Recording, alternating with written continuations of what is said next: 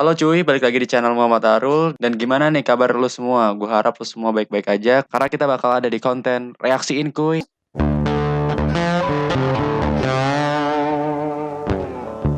Di reaksiin kuy kali ini bakal menjadi video yang serius, karena gue bakal ngebahas atau mau sharing dan warning ke kalian mengenai pelecehan seksual yang sedang viral sekarang-sekarang ini. Ya pasti kalian gak asing dengan yang namanya bungkus-membungkus. Sebenarnya gue cukup resah juga dengan hal ini, karena banyak orang yang menyalahgunakan kepercayaan seseorang untuk kepentingannya pribadi, terutama tentang pelecehan seksual dengan kedok, riset, penelitian. Sebenarnya dari dulu udah ada kasus-kasus kayak gini tuh udah banyak, cuma berbeda modus aja.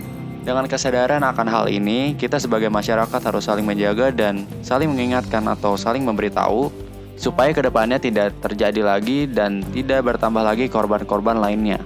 Tentang bungkus membungkus, gue sudah menyiapkan salah satu thread dari salah satu korbannya. Jika kalian ingin membaca thread ini sendiri, kalian bisa mengunjungi Twitter gue ada di deskripsi. Di video ini gue tidak bermaksud untuk menyinggung siapapun, maupun itu korban atau pelaku. Di video ini gue pure ingin sharing dan mengingatkan kepada kalian semua tentang hal ini. Dan juga tentu saja bukan gue aja yang sharing, kalian juga bisa sharing di kolom komentar. Pasti gue akan baca dan mungkin gue akan buat video selanjutnya mengenai hal ini. Kita langsung saja ke threadnya kali ya. Di sini gue udah ada thread dari salah satu korban dan namanya ini pasti gue sensor, dan juga si pelakunya mungkin semuanya udah tahu, tapi gue tidak berniat ingin menyinggung atau mempermalukan korban atau pelaku. Gue jadi ingin mensensornya saja. Dan salah satu daerah ataupun universitas yang tercantum dalam threadnya ini. Pada thread ini gue akan membaca dulu semua threadnya, dan juga gue akan menyampaikan pendapat gue atau pesan di akhir video, karena ini threadnya tuh panjang banget. Mungkin kita bisa baca bareng threadnya ini dan bisa menarik kesimpulan di akhir video nanti. Kita bisa mulai dari tweet pertamanya ya. Pemulai dari thread ini berisi predator fetis kain jarik berkedok riset akademik dari mahasiswa PTN di SBY. Di ini sudah terlampir ya, ada gambar bungkus membungkus yang dilakukan oleh si pelaku terhadap korbannya.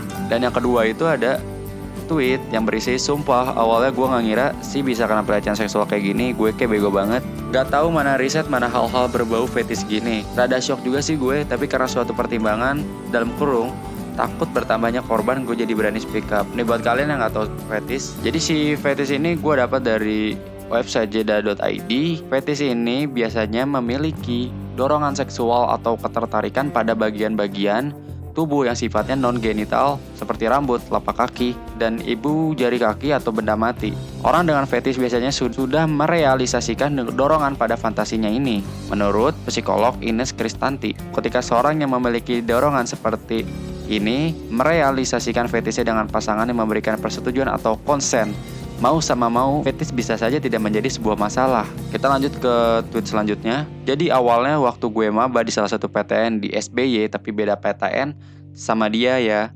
Tahun lalu dia nge-follow gue di IG dan ninggalin komentar suruh di follow back. Nah ya udahlah.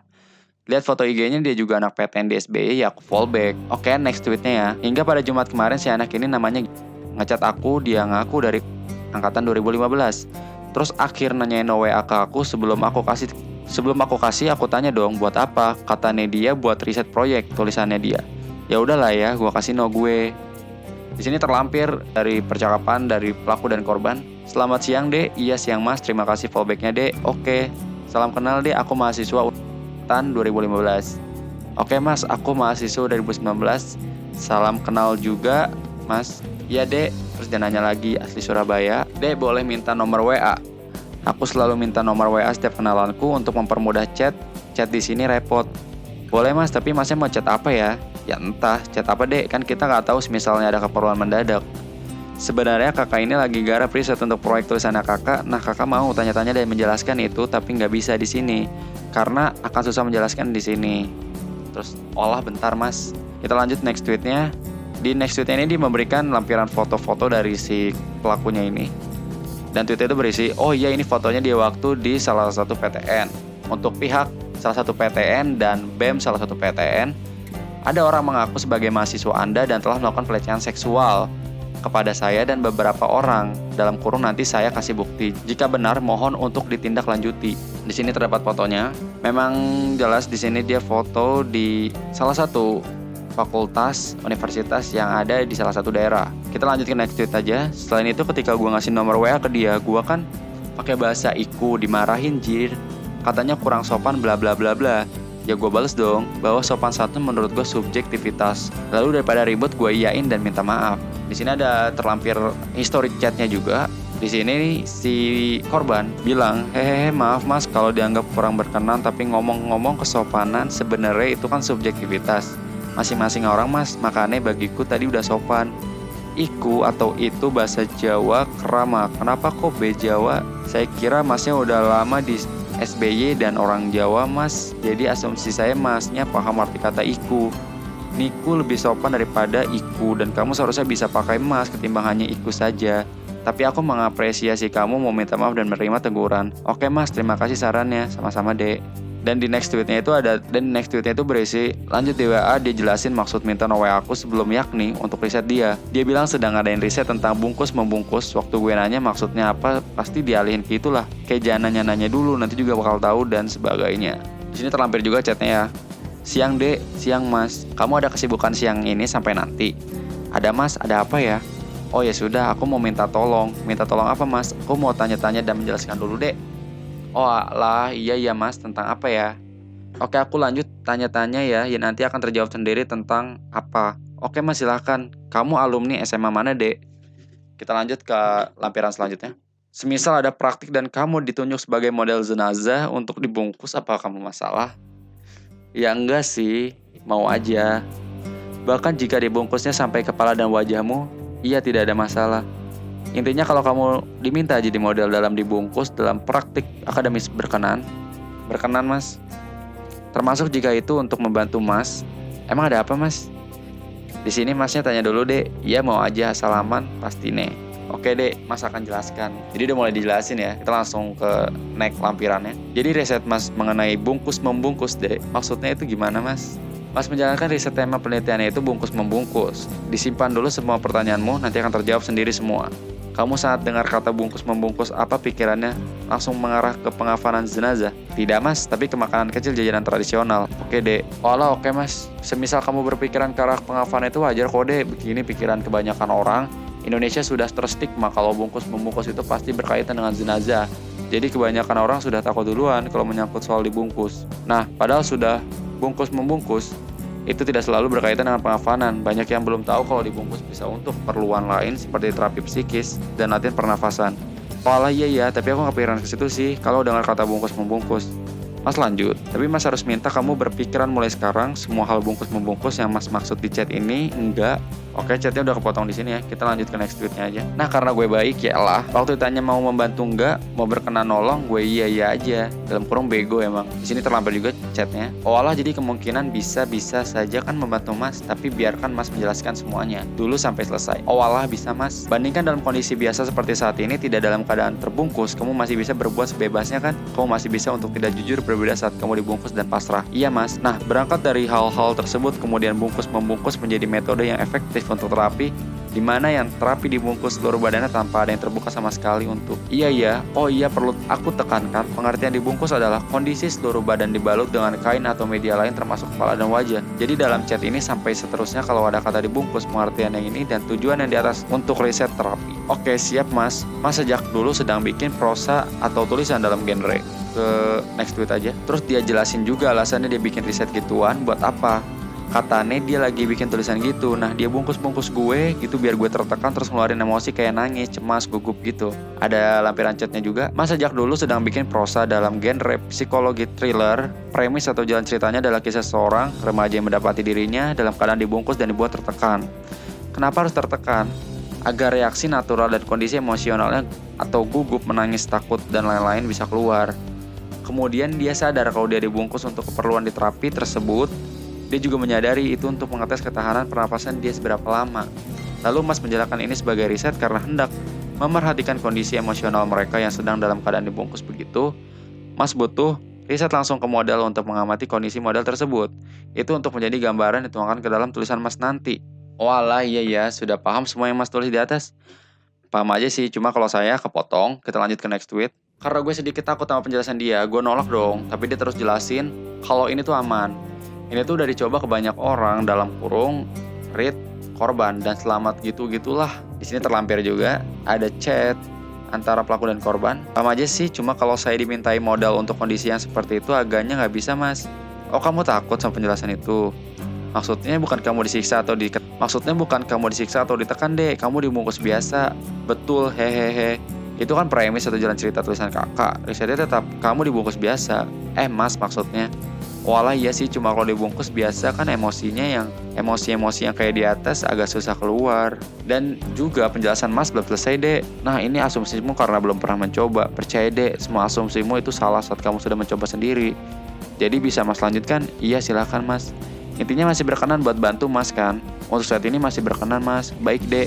Banyak yang beranggapan gak bisa napas atau susah napas saat dibungkus. Padahal mereka belum pernah punya pengalaman dibungkus. Mereka berpikiran begitu karena seluruh wajah dan kepala dibalut kain. Namun sebenarnya dalam keadaan dibungkus kain berapa lapis atau berapa lama pun termasuk bagian wajah dan kepala, orang akan kuat setidaknya minimal 2 jam. Umumnya 4 jam, bahkan semalaman pun bisa. Beda jika media yang dipakai itu plastik. Walah iya mas. Nah ada satu hal yang membedakan dengan dibungkus biasa sehingga bisa memicu reaksi emosional kamu. Aku mau menjelaskan dan harap kamu bisa menerima. Oh alah oke mas. Penggunaan lakban. Chatnya berhenti di situ, kita lanjut lagi.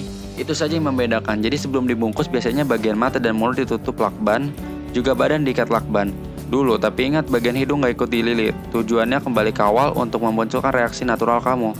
Oh alah iya ya. Kenapa kakak bisa bilang itu semua dan meyakinkan kalau aman? Karena kakak sudah lama menjalankan riset ini. Dan gak sedikit yang jadi model untuk bantuin kakak. Banyak dari mereka yang awalnya sanksi, ragu dan takut, mereka nggak yakin bisa, tapi setelah mereka mencoba, apa yang mereka asumsikan di awal nggak terbukti. Kakak berani bersumpah demi Allah dan Al-Quran kalau itu aman. Mas maksudnya maaf dek, keseringan pakai kakak. Oke teman-teman yang tahu arti kata sanksi bisa komen di bawah ya. Gua nggak tahu juga sanksi apa. Jadi chatnya udah habis, kita langsung ke next tweet aja. Di chat ini dia udah berani sumpah demi Allah dan bawa Al-Quran ya. Dan ada lanjutan chatnya lagi. Waka-waka nggak apa-apa mas, jadi intinya mas minta saya jadi modal riset mas. Belum selesai penjelasannya dek, hehehe. Intinya kamu masih berkenan kan meski sudah mas kasih tahu soal ini. Kakak perlu banyak model karena setiap orang memiliki reaksi emosional yang berbeda setiap kali dibungkus. Oleh karena itu model kakak banyak datang dari beragam latar belakang. Itu kenapa kakak minta tolong ke banyak orang, gak sebatas yang kenal lama sama kakak. Olah rada takut sih kalau dilakban mas, bukan takut gak amannya, tapi takut diriku sendiri yang kayak takut ruang sempit atau hal-hal yang gak bisa ngapa-ngapain. Seperti yang mas bilang di atas, mas butuh riset langsung ke model, tapi karena kondisi saat ini mas berhenti. Kita lanjut ke foto selanjutnya. Mas nggak mungkin bisa menjalankan riset langsung. Sebagai alternatif, mas menggantinya dengan cukup mengumpulkan sejumlah sampel dokumentasi dalam kurung foto dan video model yang dibungkus. Jadi karena dalam kondisi pandemi corona, mas membuat terobosan baru dalam riset mas, yaitu bungkus lewat jarak jauh. Dan orang yang membungkus untuk melakukannya, mas nggak bisa bungkus langsung. Jadi mas hanya akan memberikan instruksinya via chat. Mungkin dibaca dulu ini dek. Walah, tapi apakah efektif ya? Jadi kamu bisa minta bantuan teman sekolah, teman dekatmu, atau teman masa kecilmu. Karena kamu sedang nggak di Surabaya, itu kan membuat kamu bisa lebih yakin aman. Oke coy, jadi ada bungkus lewat jarak jauh. Udah habis ya chatnya, kita langsung ke next tweetnya aja. Sampai dia mohon-mohon gini lah, terus karena gue kasihan ya, dia bilang juga karena udah semester 10. Terus katanya tenggat waktunya udah mepet. Sampai bilang mau memohon gitu di kaki gue, ya udah gue mau bantuin dia. Berarti si korban sudah mulai merasa bersimpati dengan si pelaku. Ada chatnya juga, kita baca aja kali ya. Bisa lebih yakin aman, efektif karena aku mengawasi langsung dan semua instruksi turun dari aku. Langkah-langkahnya dikerjakan satu-satu tidak sekaligus. Jadi kalau ada yang salah bisa langsung diulang. Oh alah iya mas, tapi kalau nggak bisa nggak apa-apa kan mas? Jujur bagi saya hal seperti itu agak sulit aku lakuin, hehehe. Kenapa dek yang nggak bisanya? Jadi semua instruksi mas kasihkan ke temanmu untuk menjalankan. Kamu hanya perlu berbaring. Mas menghubungi kamu karena mas benar-benar butuh mengingat tenggat waktunya. Dan mas seneng banget saat kamu sejak awal berkenan karena jarang ada model yang sejak awal ternyata kan siap dibungkus. Bungkus. Mas minta maaf kalau kesannya menakutkan, tapi mas jujur sesuai prosedur. Mas hanya minta kamu yakin kalau yang kamu takutkan itu nggak akan terjadi dek. Mas juga nggak asal menunjuk dari sekian banyak kenalan mas untuk dimintai tolong. Mas sangat memohon deh, bahkan kalau bisa memohon di kakimu akan mas lakukan. Karena ini menyangkut kelulusan, mungkin kamu masih semester awal dan gak tahu bagaimana perjuangannya di semester akhir. Tapi mas benar-benar memohon ke kamu yang sudah sejak awal berkenan. Kalau perlu mas bayar berapapun mas akan bayar. Yang penting kamu membantu mas agar bisa cepat selesai. Langsung ke next tweetnya ya.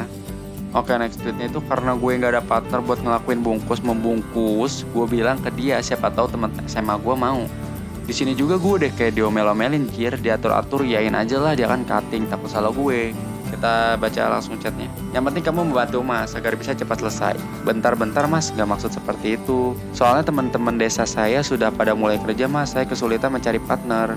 Dan yang kedua, ibu saya itu gaptek mas, jadi kayaknya juga susah untuk dimintai pertolongan. Mungkin aku bisa minta tolong teman SMA. Nah, tapi aku belum nanya ke dianya, mas mau apa enggak. Aku kan gak minta bantuan ibumu, Dek. Begini, Dek. Kalau kamu bilang langsung ke teman SMA-mu, dia pasti juga gak akan mau. Kamu juga berpotensi salah menjelaskan. Yang kamu lakukan cukup bilang kamu perlu minta bantuan untuk bantu garap proyek kuliah bareng Kating. Setelah itu bilang biar Katingnya yang akan menjelaskan semuanya. Jadi kamu gak usah bilang sedikit pun soal bungkus-membungkus itu, karena itu berpotensi bikin dia gak mau. Oh alah iya mas, aku tanya dulu ya. Tanya bagaimana dek? Nanti boleh minta screenshotnya. Soal bungkus-membungkus itu, karena itu berpotensi bikin dia gak mau. Oh alah iya mas, aku tanya dulu ya. Tanya bagaimana dek? Nanti boleh minta lihat screenshotnya, kamu tanya ke dia aja. Takutnya kamu salah menyampaikan.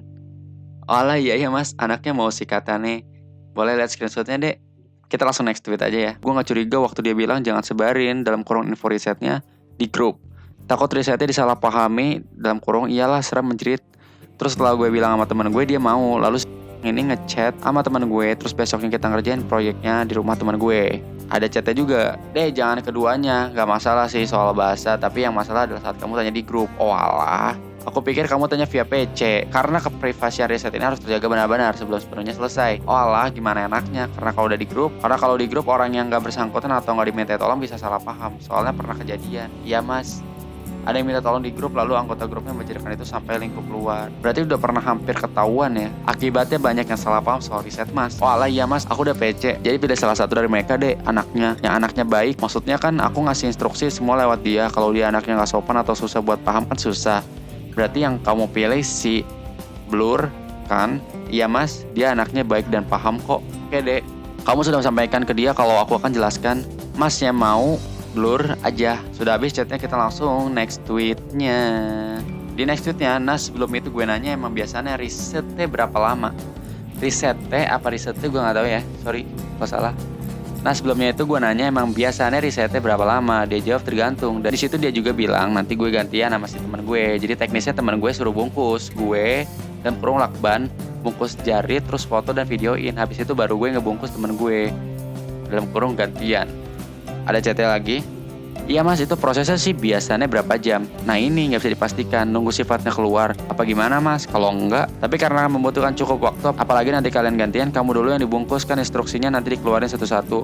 Nggak bisa sekaligus, kalau salah ulang. Nah kalau banyak salah, ulangnya bisa jadi lama. Makanya perlu anak yang paham dan baik agar bisa terkomunikasi dengan baik. Soal reaksi emosional keluar nggak usah dipikirkan, itu bagian mas. Mulai mencurigakan. Olah oke, tugasku saat dibungkus cukup berbaring deh. Tapi apakah ada efeknya kalau kita panik? Nggak ada masalah kan? Oh iya itu belum aku jelaskan. Kalau kamu takut dan gugup itu wajar, itu pasti. Nah tapi kamu sebagai yang dibungkus, apa sih bungkus?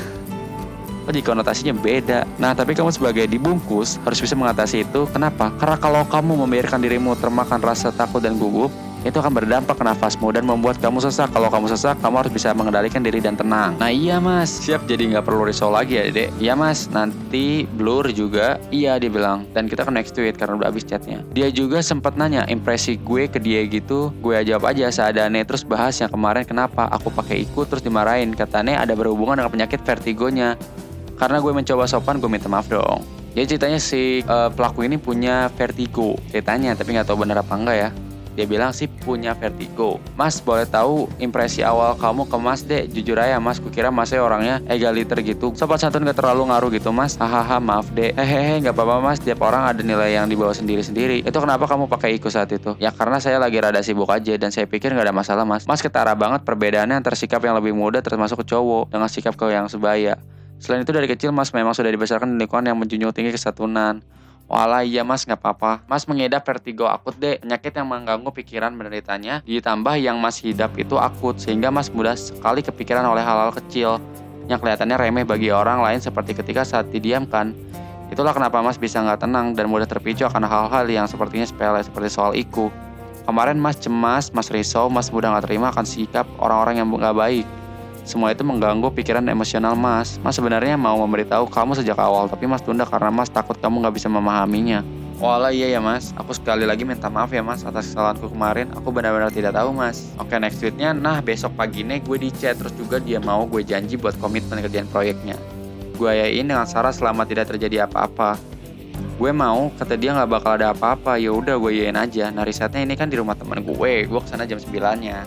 Selamat pagi dek, pagi mas. Kamu seharian nanti nggak ada sibukan kan? Oh iya, di rumahmu ada berapa kain jarik? Nggak ada mas, ada beberapa sih. Baik, bisa fokus bantu mas ya. Nanti bisa bawa 3. Ya bisa mas. Baik deh, kabari ya deh kalau kamu mau berangkat ke rumah temanmu. Iya mas, belum berangkat mas bisa minta kamu berjanji dan berkomitmen untuk membantu riset ini sampai selesai.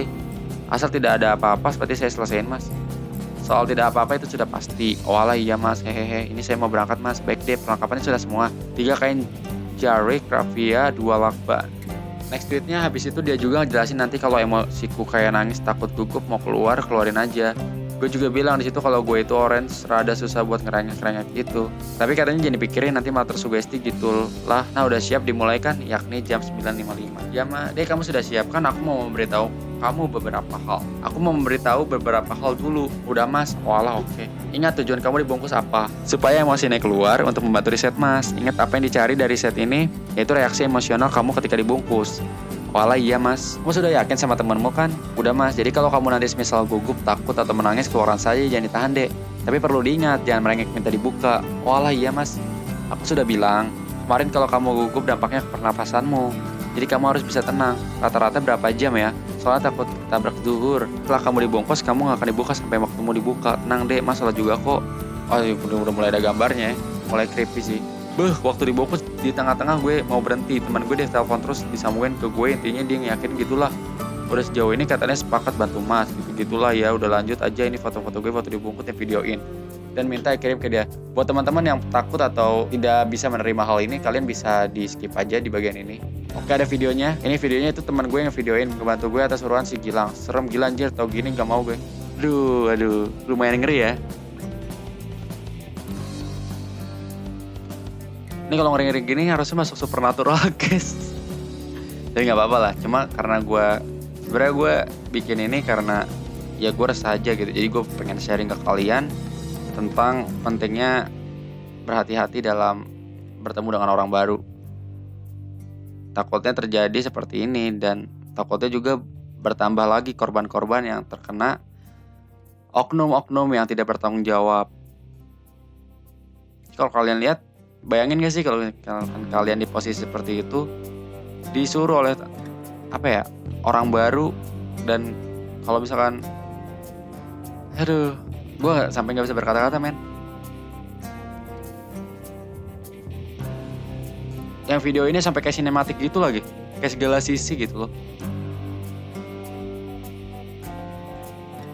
Oke, langsung lanjut aja kali ya. Masih ada berapa menit lagi? Tanggung. Coba lu pernah ngebayangin gak kalau misalkan lu ada di posisi si korban ini, dan apa yang lu rasain ketika lu lagi dibungkus seperti ini. Aduh, udah gerak dong. Aduh, kaget gue. Oke, udah pengen selesai kan ya. Oke, masih ada berapa detik lagi. Nih, aduh. Udah selesai ya. Oke, kita next tweetnya. Habis itu gue dibuka dan di chat, halo Kri, jam 13.06 bayangin yang dibungkus 3 jam. Gue bilang gue marah sama dia dong, sama teman gue yang ngebungkus. Di situ dia bilang peluk dong. Di sini gue sebenarnya udah nggak enak banget, tapi katanya bercanda ya wes. Terus juga bilang enakan. Gila 3 jam men dibungkus. Ada chatnya juga, kita langsung baca aja. Kamu jangan berpikiran seperti ini dulu deh. Pikiranmu harus netral. Iya mas, tapi aku orang yang gak mau gituan. Kalau dari awal sudah berpikiran gitu, nanti kamu bisa tersugesti. Iya sih, cuma aku lihat apa aja kayak gak pernah kebawa emosi. Intinya fokus, kamu buat bantu mas saja. Saat dibungkus nanti jangan gengsi atau malu. Oh alah iya mas. Baik deh, bisa kita mulai? Bisa mas. Halo Vi, iya mas, apa kabar? Bener dong, ini dari jam 11 ya?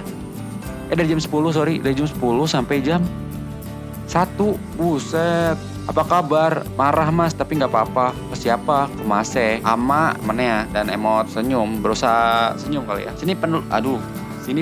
Wak, anda deh. Awak, iya mas santuy, enak kan, serem. Dia sakit hati sama mas gak? Enggak sih. Terus dia Di next tweetnya, matamu cowok konsing enak aku enggak. Di next tweetnya, habis itu dia minta gantian gue yang diikat. Dia minta jam 2, selain itu kan gue waktu tadi gue diikat ada teman gue lagi datang ke rumah teman gue. Dia bilang dong katanya temanku yang satu ini juga cocok. Asik tambah korban. Kita mulai lagi jam 2 ya. Minta WA temannya, cek WA dek. Oh sudah dek. Di voice call. Oh lah iya mas, makan dulu mas. Minta nama temannya kirim video yang belum dikirim deh. Iya mas, deh setelah aku perhatiin temanmu yang nama temannya itu juga cocok, tapi kamu jangan bilang dia dulu. Oh lah ya mas, menurutmu bagaimana? Apa yang dibungkus setelah ini si nama temannya saja. Kamu dan nama temannya sudah cerita semua soal apa yang kalian lakukan ke dia. Berarti ini udah dapat satu video dan satu dokumentasi pokoknya. Dia mencoba untuk mendapatkan satu korban lagi, yaitu temannya si ini yang si pembuat thread ini. Terus next tweetnya, selain itu katanya video waktu gue dibungkus rada salah, harusnya diulang dan cowok gendeng. Dia juga minta gue buat bikin reaksi yang bikin-bikin gitulah. Intinya juga sih sebenarnya gue, tapi ngulang itu urusan nanti lah. Sekarang tinggal teman gue dulu yang dibungkus. Oh iya deh, videomu tadi sebenarnya ada gagal menjalankan 2 prosedur. Aduh 2. Nah kami bingung mau diulang atau enggak. Kalau diulang reaksimu sudah gak natural. Maksudnya diulang kamu dibungkus lagi untuk syuting kembali 2 instruksi yang salah. Miss voice call, maaf kepencet. Walah iya mas, kalau diulang ya nanti aku udah tahu. Gimana deh, nanti aku double deh bayarannya, gak apa-apa reaksinya dibuat-buat, yang penting videonya sesuai. Reaksinya sih gimana dibuat-buatnya. Sebenarnya gak perlu bingung, kamu cukup diam dibungkus lagi toh nanti perasaan gugup dan gak nyaman itu datang sendiri. Olah apa salahnya, fatal mas. Banget deh kamu ingat sama kamu didudukan dan tambah baju di kepalamu. Nah itu gak kerekam deh, kerekam cuma gak kelihatan. Terus kamu ingat saat tinggal dia keluar kamar dan dikunci, dia rekamnya terlalu singkat jadi gak sempat memperlihatkan ketika kamu bereaksi. Gimana ya, jadi aku mohon sih tolong kalau bisa diulang, cuma dokumentasinya gak dari awal lagi. Dokumentasinya saat yang kesalahannya fatal itu aja. Kalau gitu nggak diikat lakban bisa nggak? Nggak, pertanyaan gini. Dia disuruh berekspresi, tapi kan semuanya dibungkus. Apa yang kelihatan? Kita lanjut ke next tweet ya. Nah, gue mulai dikasih instruksi gimana caranya ngebungkus temen gue. Di sini gue berapa kali salah foto. Dalam kurung disuruh ulang-ulang anjrit.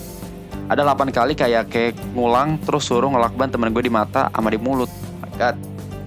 Ini yang harus kamu pahami, pasti sebelum mulai kamu ikuti saja semua instruksiku nanti. Apapun itu gak perlu dipertanyakan, gak perlu disanggah, cukup ikuti. Kalau aku minta ulang, berarti diulang. Kalau aku koreksi, perbaiki, pokoknya jangan yang pertanyakan. Jangan disangkal karena aku tahu apa yang terbaik untuk risetku. Iya mas. Instruksi 1, posisikan dia seperti ini. Kedua tangannya berada di sisi badan, kamu foto tepat di atas badan dia, terus langsung kirim. Lihat foto deh, posisi kepala temannya masih miring, kamu juga fotonya cuma sampai perut. Tolong fotokan ulang setengah badan. Oh kasihan amat, uset, serem dong.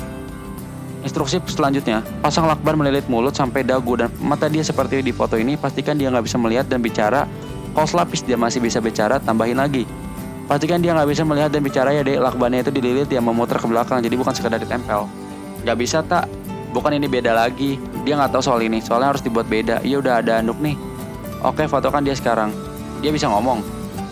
Loh, masalah bisa ngomong dipermasalahin ya. Habis itu dia nyuruh ngelakban seluruh badan. Setelah itu dia ngirim foto gue yang tadi waktu mau dilakban. Sampai bilang, dek siapa nih ganteng? Anjrit, udah gak enak banget. Cuma dek siapa nih ganteng? Wah mantap. Aduh bener dong, gila. Gue gila bukan ngatain pelaku atau korban ya. Gue cuma gak bisa mengekspresikan apa yang terjadi gitu aja sih. Waktu teman gue dilakban mukanya dia kehausan dan sesak gitu. Gue kasihan dong. Gue bilang minta minum dan minta dilepas, tapi dia kayak maksa gak boleh digitulah. Gue juga udah rada nolak nganu teman gue. Dalam kurung gue takut jir. Terus dia ngancem gimana kalau vertigo mas kambo. Terus ada chatnya juga ya. Dalam kurung lu udah katanya, biarkan saja kamu di posisi dia dek. Tadi biarkan dia bereaksi minta minum dia. Sudah dimulai dia gak bisa dilepas. Nanti makin lama dia kayak nolak. Lakbannya juga kebuang percuma. Iya mas, teruskan saja deh, tolong banget ya rapi ya, karena itu penilaian utama. Iya mas, ingat tadi bagaimana kamu minta lepas tapi dia gak melepas dan malah ketawa-ketawa. Dia minta minum terus mas, berontak. Ya sudah, buka bagian mulut saja, kasih dia minum. Iya, ini kayak jadi tawanan ya. Iya lagi mas, tapi setelahnya dilanjut gak kamu lepas, makan lilitannya. Belum mas, coba fotokan dia sekarang. Fotokan kalau memang lagi minum. Katanya sesak mas, takut deh kita sudah sejauh ini. Ada masalah juga di mulutnya. Kalau vertigo mas kamu gimana? Udah mas. Dan mas kamu lalu bunuh diri. Dan nama temannya kan nama temennya juga ada masalah mas, takutnya juga ada masalah di Royan. Royan siapa Royan? Maksudnya kalau nggak mau aku juga takut mas. Deh ini udah sore, mana foto saat diminum? Udah selesai mas. Aktifnya, tapi gue masih nolak lah. Gue nggak mau ngebungkus teman gue, takutnya nanti ada apa-apa. Tapi dia ngotot katanya ini udah kesepakatan, terus bilang nanti dampaknya besar. Gue nanya dampak apa? Katanya si EKP bisa meledak, penyakit kamu terus nutut-nutut gue gitu terus. Wah gue marah dong digituin. Udah selesai mas, tapi dia takut sesak mulutnya. Apa satu aja nggak bisa mas? Dalam kurung aku. Si nama temannya nggak mau soalnya. Nggak bisa deh, sudah kesepakatan. Dampaknya akan besar kalau ini nggak selesai kesepakatan. Tolong. Aku nggak sepakat Royan ikut mas, tapi dia sudah bersedia. Dampak apa mas? Mas bisa meledak sikapnya dek. Penyakit mas kambuh dan mas bisa tutup terus. Mas nggak bercanda. Mas nggak mau itu semua terjadi. Loh kok malah gitu? Ya sudah begini saja, tutup mulut dia pakai satu lakban, gak usah dililit. Gak mau dia mas, aku gak mau nerima mas kalau kayak gitu mas. Takutnya ada apa-apa, bukan soal Royan dek. Waktu itu dia juga lagi nelpon gue buat ngeyakinin teman gue lanjut. Gue marah lah di situ, gue bilang penelitian macam apa, maksa-maksa subjek penelitiannya. Gak fair kalau punya penyakit malah buat neken orang bertindak semana-mana. Oh benar, udah mulai benar nih. Udah mulai, harusnya seperti ini gitu maksudnya.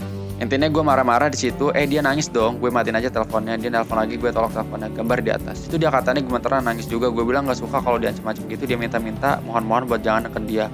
Dan untuk gue minta maaf, ya udah gue karena kasihan gue minta maaf, tuh kasihan lagi. Ini kemasnya mas, tapi aku shock, kamu anggap penyakit gue itu remeh, aku gak mau ambil resiko kalau gitu. Dek, aku gak anggap remeh mas, aku tahu penyakit itu bahaya.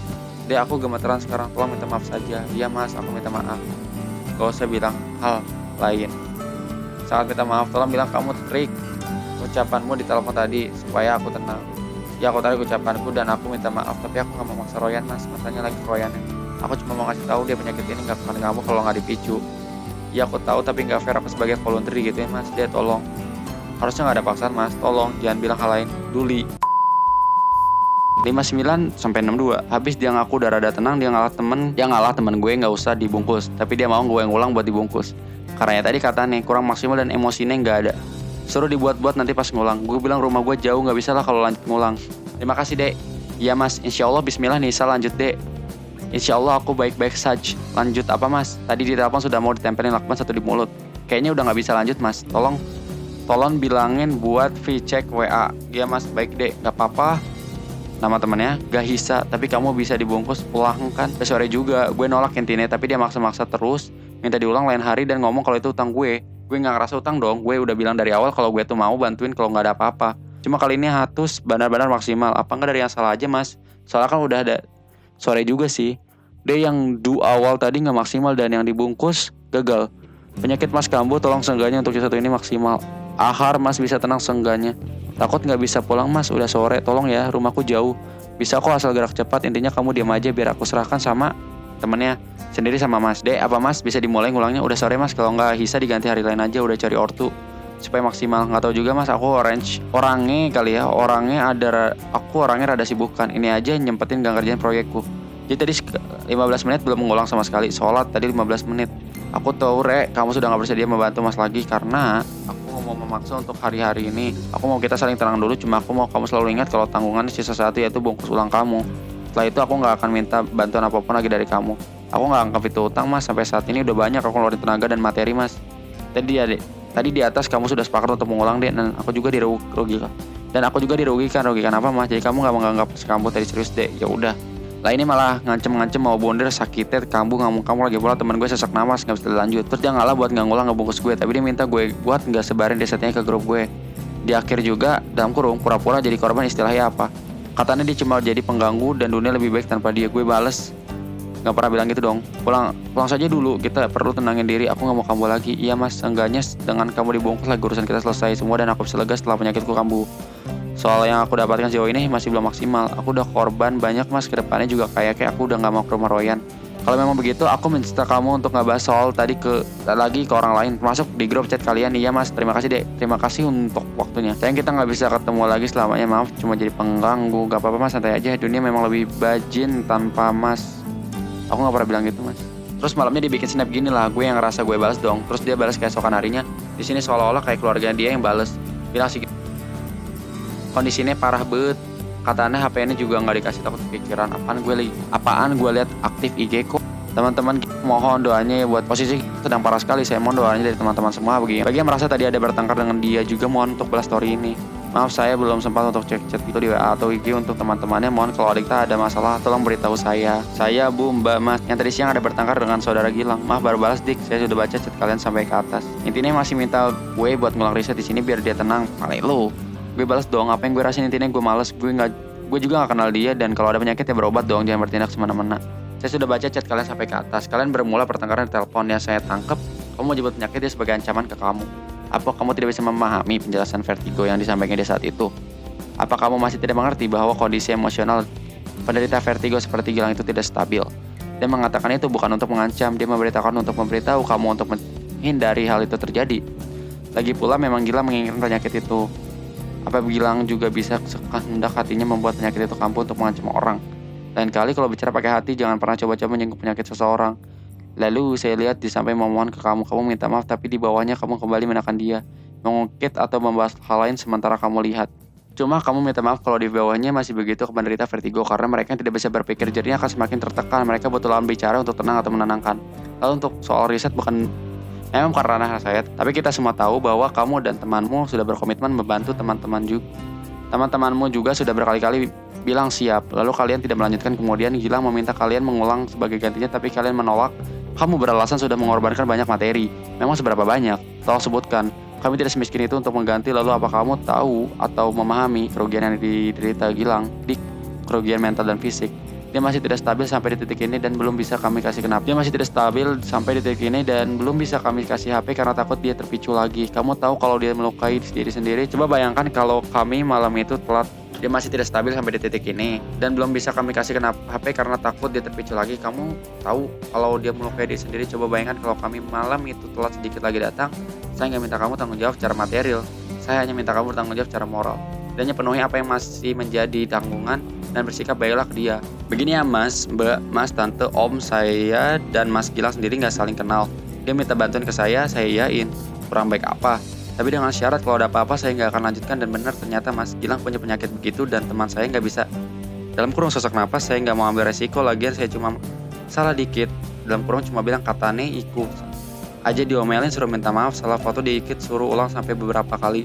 Saya tahu penyakit itu memang membahayakan, tapi jangan gunakan alasan itu untuk memenuhi tuntutannya. Kalau sakit berobat bukan bertindak. Lagian Mas Gilang menggoda saya bilang ganteng, peluk. Aku tahu dia biseksual, aku nggak homofobik, tapi aku ini straight, jujur nggak nyaman dengar malah jijik. Maaf sekali lagi, saya nggak bisa meneruskan, cari lawan lain aja. Untuk materi saya mungkin ikhlas, tapi nggak tahu teman saya yang dikebuang waktunya yang harusnya bisa dipakai buat kerjaan project buat membantu saya. Mungkin ini bisa dibilang pelecehan seksual terhadap saya, tapi udahlah, lupakan. Saya dengan ikhlas menganggap itu kejadian biasa saja.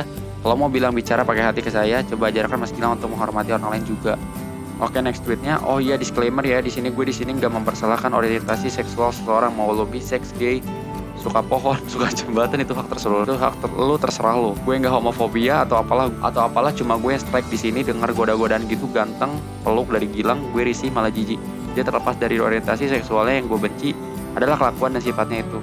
Nah, setelah gue ngobrol sama teman gue, katanya hal-hal kayak itu dibungkus jarik fetis atau king gitulah. Gue kasih link beritanya, gue kirim ke Gilang, sampai gue nelis gak dibales. Dan ini foto-fotonya ya. Dan kalau misalkan gue buka ini cukup warning juga ya, ada foto-fotonya dari korban-korbannya.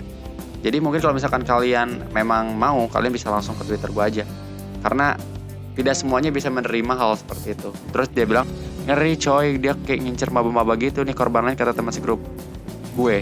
Kalau misalkan threadnya dilanjut lagi, cuma isinya foto-foto dan mungkin korban-korban lainnya yang dikumpulkan oleh si pembuat thread ini menjadi satu.